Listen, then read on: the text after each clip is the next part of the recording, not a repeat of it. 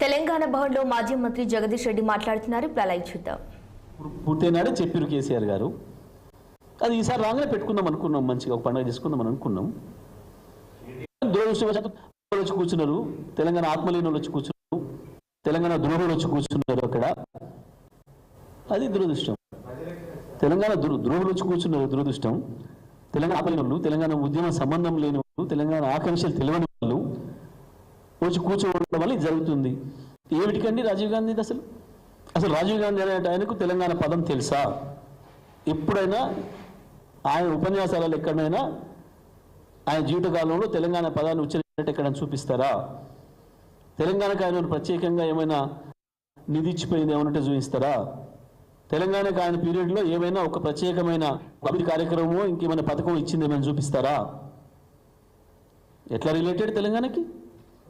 మేము రాజకీయ కక్ష సాధింపుల్లో ఉండకూడదు, గత ప్రభుత్వం ఏదో పెట్టుకొని అని చెప్పి దేని జోలి పోలే. మేము వాస్తవానికి ఆనాడే ఉద్యమకారులు కాసు బ్రహ్మానంద రెడ్డి గారి విగ్రహం పీకేస్తాము అని చెప్పేసి పోయారు.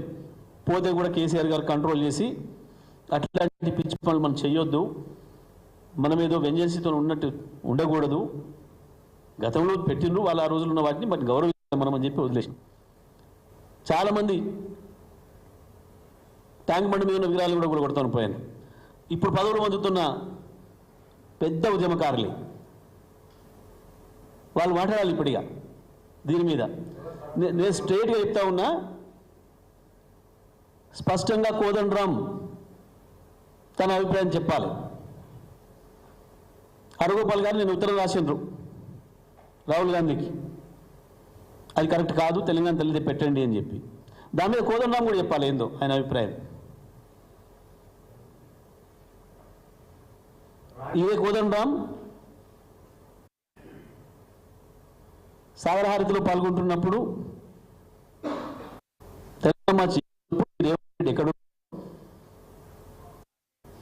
రేవంత్ రెడ్డి చర్యలు ఆ రోజు ఏముండెనో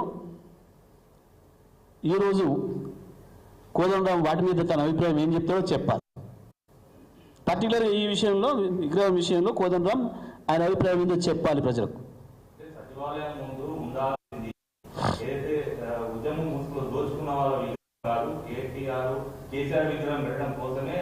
అంటే తెలంగాణ తల్లి అట్లా చేసిందని వాళ్ళ ఉద్దేశమా?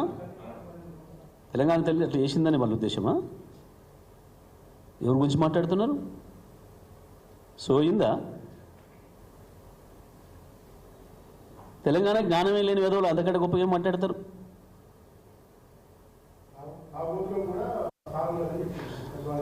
అదే దురదృష్టం. ఇప్పుడు అంత వాళ్ళు కూర్చురు కదా సమస్య, అంత వాళ్ళు వచ్చి కూర్చురు కాబట్టి సమస్య. ఈ చిల్లర మాటలు, చిల్లర చేష్టలు తెలంగాణ ప్రజలు కోరుకోవట్లేదు.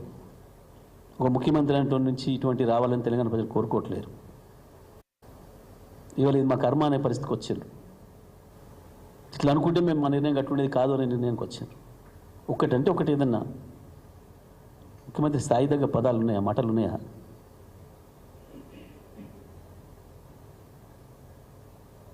పెట్టు, తెలంగాణ తల్లినే పెట్టు. కేసీఆర్ పెట్టమని ఎవరన్నారు? ఇప్పుడు అనలే కదా.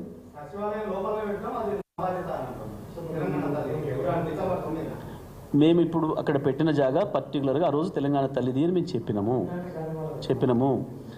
రాజీవ్ గాంధీ గాంధీ భవన్లో పెట్టుకుంటామా, ఇంట్లో పెట్టుకుంటామా? ఎవడో అది ఎన్ని రోజులు పెట్టుకుంటాడో ఎవరికి తెలుసు? ఆయన గాంధీ భవన్కి ఎన్ని రోజులు పోతాడో ఎవరికి తెలుసు? గాంధీ భవన్ ఉంటాడో అవతలికి పోతాడో దాన్ని ఎదురుగా అనుకుంటా కదా, ఆపోజిట్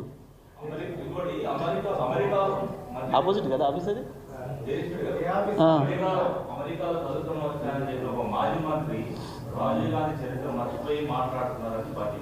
రాజీవ్ గాంధీ చరిత్ర మాకు బాగా తెలుసు కాబట్టి అక్కర్లేదు అని చెప్తున్నాం. మేము రాజీవ్ గాంధీ చరిత్ర బాగా తెలుసు కాబట్టి అక్కర్లేదు అని చెప్తున్నాం.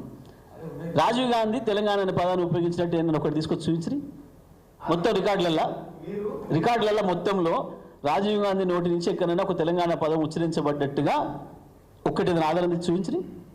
లేదు, రాజీవ్ గాంధీ ప్రధానమంత్రి ఉన్నంత కాలం తెలంగాణకు వచ్చిన ఒక ప్రత్యేకమైన ప్రాజెక్టు కానీ, ఒక రూపాయి కానీ, ఏదైనా ఒక ఆఫీస్ కానీ ఇచ్చినట్టుగా చూపించండి.